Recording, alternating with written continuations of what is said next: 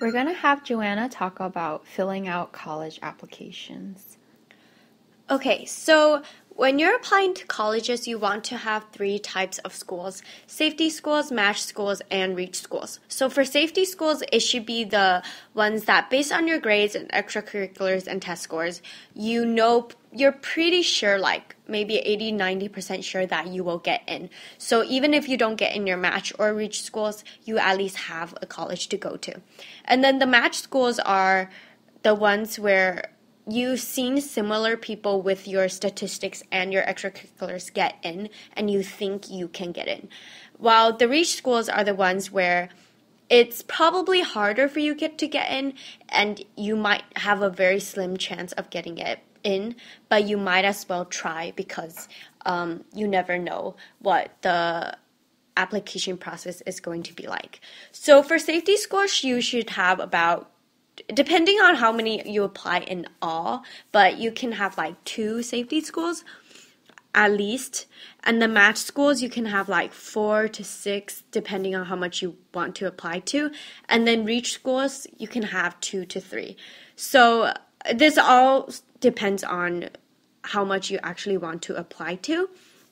But for all of these 3 types of schools, you shouldn't just apply to a school just because you think you will get in. You should really consider how you would fit at that school and consider if you actually want to go there. So even if all you get in is your safety school, you would be happy with your safety school. So other than that, when you're actually writing the personal statements, it's very important to show yourself as a type of person. So you can take it 2 ways. You can either, if you have several essays, I know for UCs you have 2. So one of them can be about a passion that you have expressed through your extracurriculars. Say if you have a lot of math and science extracurriculars, then you can expand on that passion, while the other one can show another side of you that's more unique and might not be expressed in your extracurriculars. And all the other supplements can show different areas of yourself, but you want to connect the dots for the people who are reading your application. You want to show them, here I'm talking about a passion I have, and I actually carried it out through my classes and my extracurriculars, so they can actually see you as a type of person. So, for example, I showed myself as a science person who also liked to be creative with art, and I have a passion for teaching. So you want to stand out as above average on one thing instead of average on several things. So by focusing on math and science as my strong point, I showed I was above and beyond on science, and then by also showed I was well-rounded by including some of my love for teaching and art. So always have someone proofread your essays, but some people, when they write these essays, they take so many drafts on a single essay that at the end you lose your voice. So you don't want to have like 10 people correcting your essays. You maybe want to ask 2 people you really trust, 2 or 3 people you really trust who know you, and 1 or 2 people that don't really know you, so that they can have an impression on who you are just based on what they're reading. So then you can see that even strangers will be able to like or dislike you just based on your essays. So once you write your essay, have a few people proofread, and then edit it, set it aside, and then read it again about 2 weeks later, see how you like it, and edit it one more time. And that should keep your voice while also deleting any things that don't make sense. But don't keep editing it so many times that you lose your own voice and the passion that you have. That means that when the colleges actually accept you, they'll be accepting you for who you are, not the proofread version of you that's inputted by other people's corrections. Right now, we want to talk about the time it takes to fill out college applications and also to get a general timeline of when you will be filling it out. So, Joanna, can you tell us like the kind of hours it takes to fill out like one application, or maybe to cover the UC schools?